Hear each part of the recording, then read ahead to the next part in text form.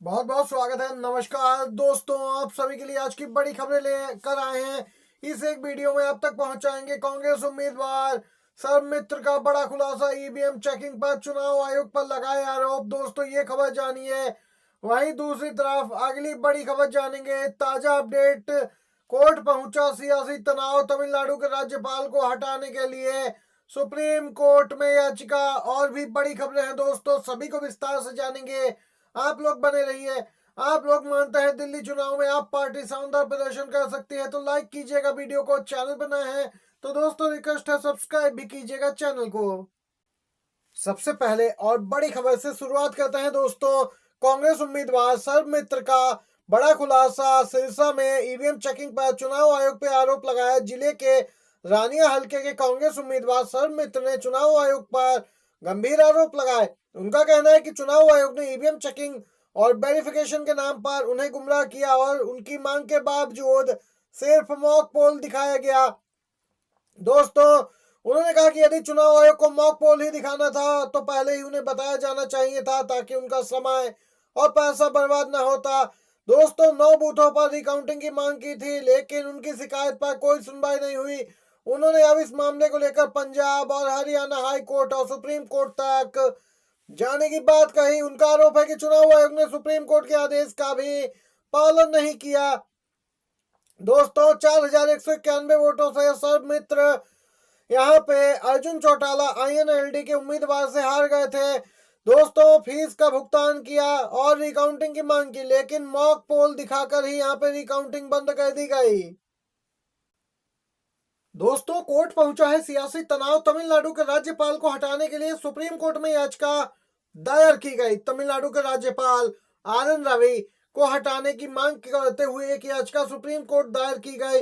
इस याचिका में आरोप लगाया गया कि राज्यपाल अपनी जिम्मेदारियों का ठीक से पूरी तरह से निर्वहन नहीं कर रहा है। आरोप लगाया गया उनका कार्य राज्य की संवैधानिक प्रणाली के खिलाफ जा रहा।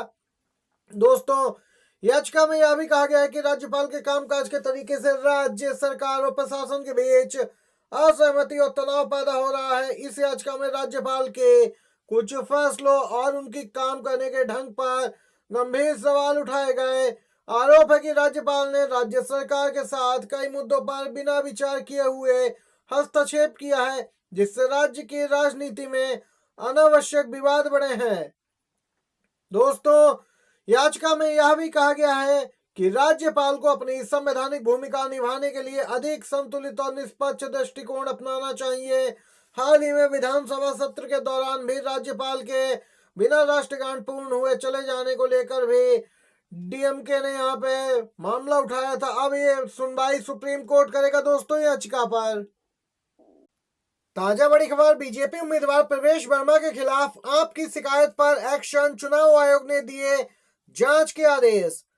आम आदमी पार्टी द्वारा दायर एक महत्वपूर्ण शिकायत पर ध्यान दिया गया है जिसमें भारतीय जनता पार्टी के उम्मीदवार प्रवेश वर्मा पर नई दिल्ली विधानसभा क्षेत्र के लिए अपने अभियान के दौरान आदर्श आचार संहिता का उल्लंघन करने का आरोप लगाया गया। शिकायत में वर्मा पर हर घर नौकरी अभियान शुरू करने का आरोप लगा जिसमें कथित तौर पर सामग्री वितरित करते हैं दोस्तों, और यहाँ पर महिलाओं को ये 1100 रुपए भी वितरित किए जा रहे हैं।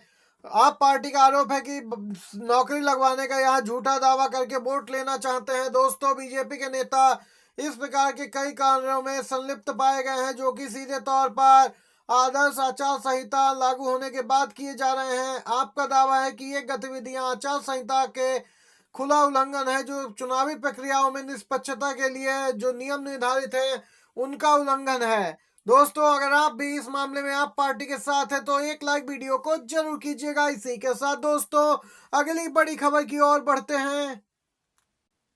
पीएम मोदी ने दिया दोस्तों एक इंटरव्यू जिसमें उन्होंने कई ये बड़ी बातें बोले। जब मेरा अमेरिका वीजा खारिज किया गया तो कष्ट था पर एक संकल्प भी लिया था। दोस्तों आपको बताते चले पीएम मोदी का कहना है कि जब 2005 में उनका अमेरिका वीजा रद्द कर दिया गया तो उन्हें करारा झटका लगा था।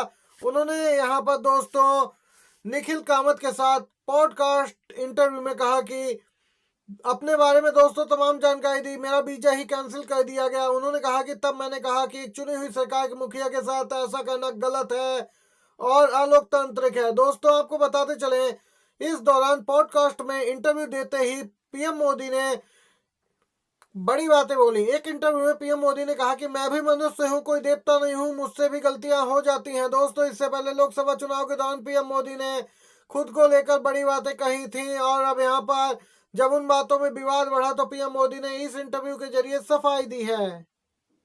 दिल्ली चुनाव में कांग्रेस का ट्रम्प कार्ड चल दी अपनी चाल, विपक्ष में मचा बवाल। देश की राजधानी दिल्ली में विधानसभा चुनाव का ऐलान हो चुका। दिल्ली का मुकाबला आप बीजेपी और कांग्रेस के बीच त्रिकोणीय हो गया है। जैसे जैसे दोस्तों चुनाव नजदीक आ रहा है वैसे वैसे मुकाबला दिलचस्प होता जा रहा है। तीनों पार्टियों के बीच जुबानी जंग तेज हो गई। सभी पार्टियां अपने अपने उम्मीदवारों का ऐलान करने में लगी हैं। आम आदमी पार्टी ने सभी 70 सीटों पर उम्मीदवार उतारे, वहीं बीजेपी और कांग्रेस ने कुछ सीटों पर नामों का ऐलान किया, लेकिन अभी सभी सीटों पर उम्मीदवारों का ऐलान होना बाकी है। वहीं इसी बीच दोस्तों आपको बताते चले, सपा, टीएमसी, उद्धव गोट आदि ने यहां पर खुला समर्थन आप पार्टी को दिया। अखिलेश यादव सपा मुखिया तो स्पष्ट कर चुके हैं कि वह आप पार्टी के नेताओं के साथ दिल्ली चुनाव में प्रचार के दौरान मंच भी साझा करेंगे।